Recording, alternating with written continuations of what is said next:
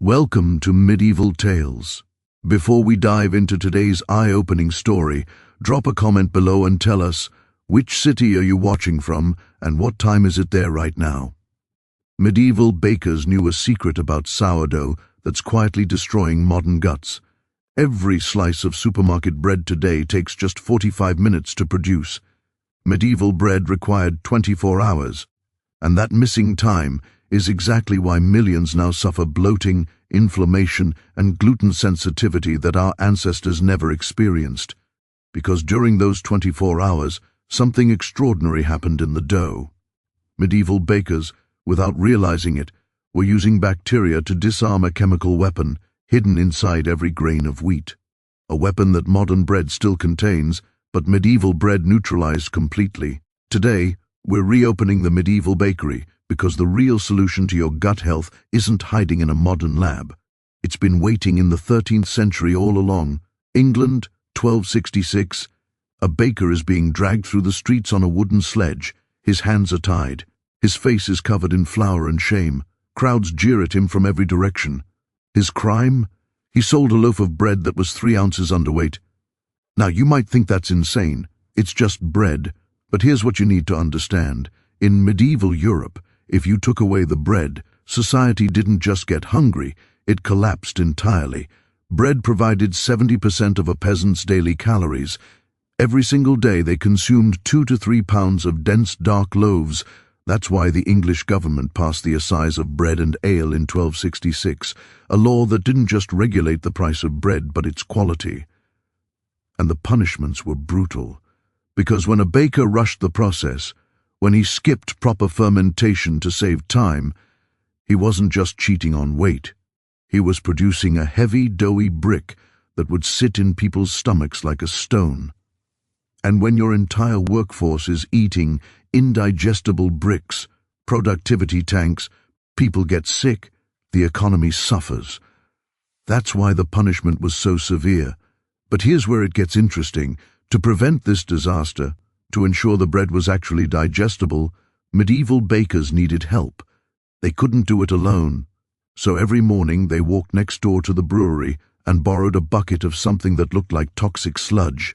On top of every fermenting beer barrel sat a thick, frothy foam, brown, smelly, the kind of substance that if you saw it today you'd assume it was contaminated and dump it down the drain. Medieval bakers called it balm, and they treated it like liquid gold. The smell would hit you first, sharp yeast fermentation, that tangy bite of carbon dioxide mixed with grain. In winter, bakers took warm balm straight from active fermentation. In summer, they'd let it cool first. The foam was alive. You could see it bubbling, moving, breathing. They'd carry that bucket of foam back to the bakery and mix it directly into their flour. No measuring, no sterilization, just raw, living foam straight from the brewery into the bread. Because hidden inside that disgusting foam were billions of wild yeast cells and lactobacillus bacteria, an entire living ecosystem. And when the baker mixed that foam into his flour and water, something magical happened. The yeast began eating the sugars in the flour, producing gas that made the dough rise. That's the part you learned about in school. But the lactobacillus bacteria, they were doing something far more important, something medieval bakers didn't even know was happening. They were disarming a hidden toxin inside the wheat itself, a toxin that your body can't digest, a toxin that's still in your bread today. So what was this hidden toxin the bacteria were fighting? It's called phytic acid, and every grain of wheat is loaded with it. Here's why. Wheat is a seed, and like all seeds, it doesn't want to be eaten. It wants to survive long enough to become a plant. Nature built a defense system. Phytic acid acts like a bodyguard for the seed's nutrients. When you eat wheat, this compound grabs onto minerals, iron, zinc, magnesium, and locks them up. Your body can't access them. So even if you're eating a nutrient-rich diet, phytic acid is starving you from the inside. And here's the problem. Your stomach can't break this compound down. You have no weapon against it, but lactobacillus bacteria do. During those 12 to 24 hours of fermentation, the bacteria slowly dismantle the phytic acid molecule. They produce acids that break down the compound piece by piece By the time the medieval baker put his loaf in the oven, the defense system was destroyed. The nutrients were unlocked. Now look at modern bread. Factory bread rises in 45 minutes. The bacteria don't even have time to wake up, let alone fight. So when you eat that slice of supermarket bread, the phytic acid is still active, still locking up nutrients, still sitting in your gut like a thief that never got caught. Medieval peasants ate pre-digested bread. We are eating a safe with a lost combination. The only difference, time. But the bacteria weren't the only secret to their iron stomachs. There was something else in that medieval bakery, something we'd consider contaminated today that was actually protecting their digestion. Walk into a medieval bakery, and you'd see a massive wooden trough, scarred, cracked, stained, dark from decades of use. Maybe 50 years old, maybe older. By modern standards, that trough would be condemned. Health inspectors would shut the place down. Those cracks are breeding grounds for harmful germs, right? Wrong. Those cracks were home to a living colony of beneficial bacteria, what scientists call a biofilm. Every time the baker kneaded dough in that old trough, the wood transferred good microorganisms directly into the bread. The trough was more than a tool, it was an ingredient, because the baker never sterilized it. He scraped it clean, yes, but he didn't bleach it. He didn't kill the bacteria. And that's exactly what made the bread digestible. If you ran your hand along that wood, you'd feel grooves worn smooth by thousands of kneading sessions. The grain of the wood darkened where dough had been pressed into it year after year. In some bakeries, the trough was older than the baker himself, passed down from father to son. The wood itself had memory. It remembered every batch, every culture, every strain of bacteria that had ever lived in its cracks. Now walk into a modern bakery, stainless steel, glass, sanitizer everywhere. We've created environments so sterile that no bacteria can survive, not even the ones that would help break down your food. We won the war on germs, but we lost something in the process. We eliminated the invisible workforce that used to pre-digest our bread before we even ate it. But the wood and the bacteria still weren't enough. You needed the right grain. And if a medieval peasant saw a bag of modern flour, he wouldn't even recognize it as food, because medieval flour wasn't pure white powder. It was darker, coarser, and it wasn't just wheat. Most peasants ate bread made from maslin, a mix of wheat and rye grown together in the same field. Farmers didn't separate them. They harvested them together, milled them together, baked them together. This wasn't laziness, it was a survival strategy. If the weather turned bad for wheat, the rye would survive. If disease hit the rye, the wheat would carry the crop. It was an insurance policy against famine during the Great Famine of 1315 to 1317. Endless summer rains destroyed the wheat harvest. Entire fields rotted in the ground, but the rye survived. Farmers who had planted maslin lost half their crop but harvested the other half. Farmers who planted only wheat lost everything, and starvation followed. Over 3 years, an estimated 5 to 10% of the population died.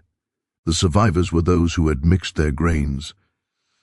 Maslin was the difference between life and death. But mixing wheat and rye did something else, something the farmers didn't even understand.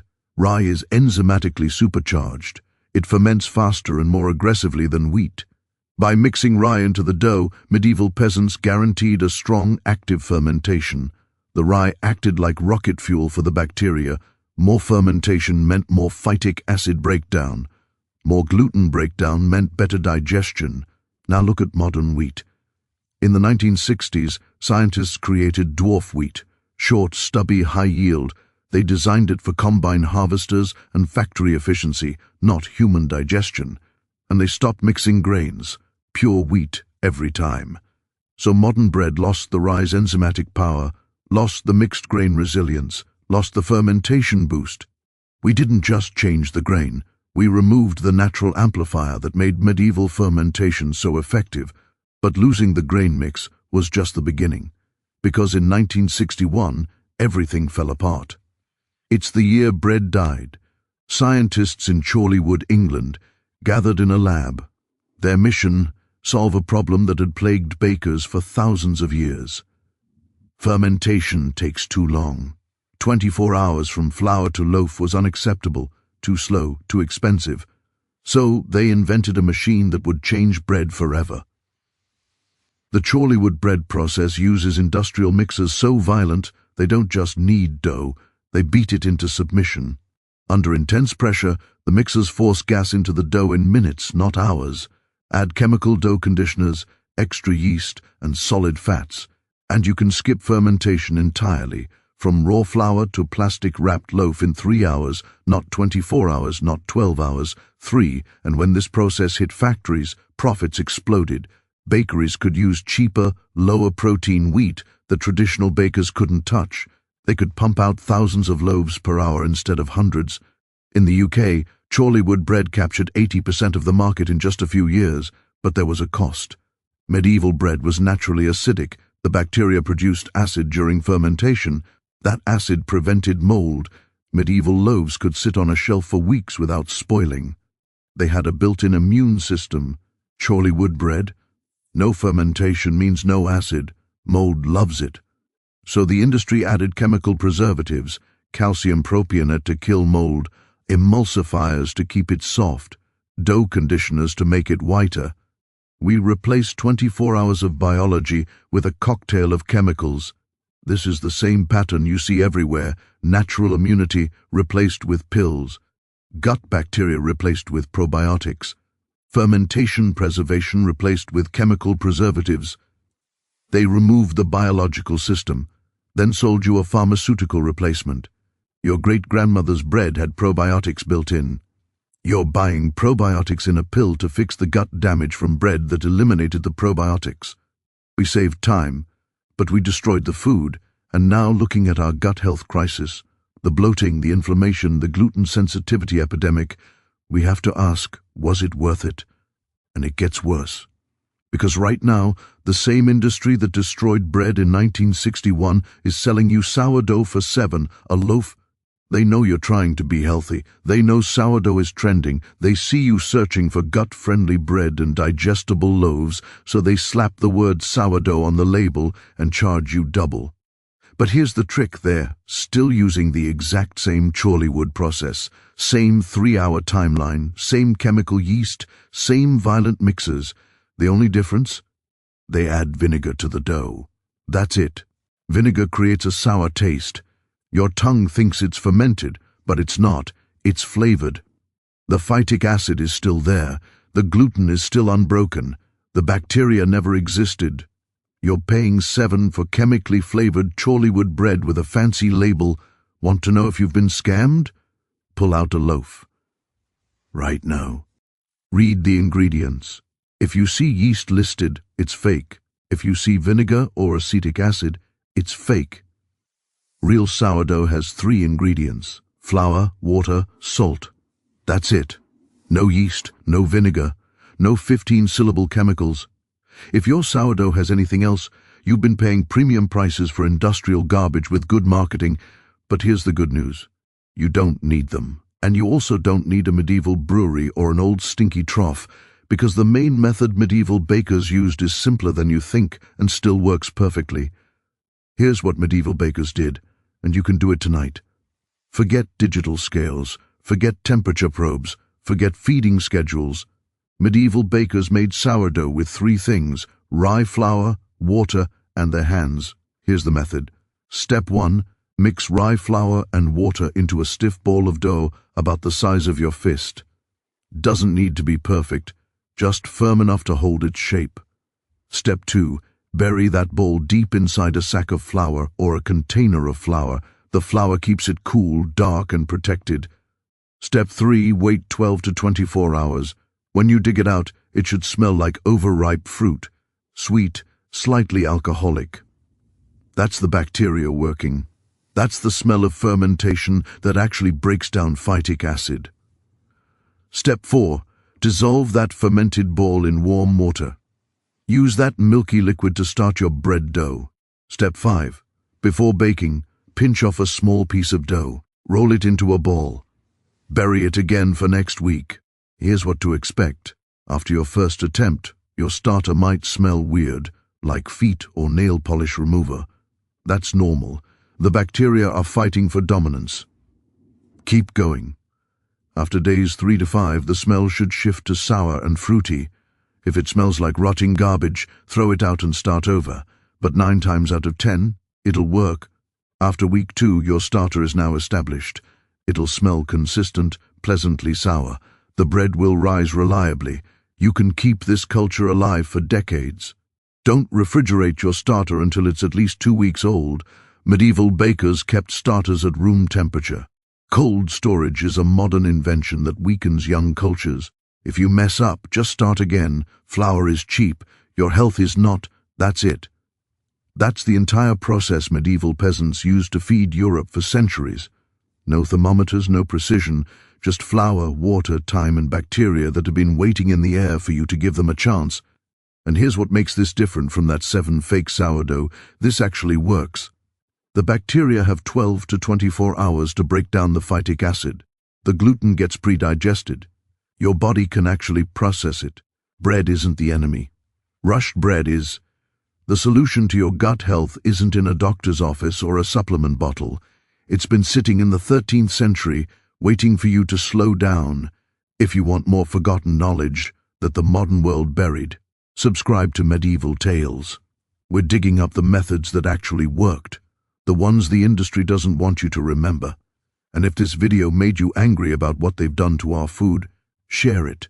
Send it to someone who thinks they're gluten intolerant. Maybe they're not.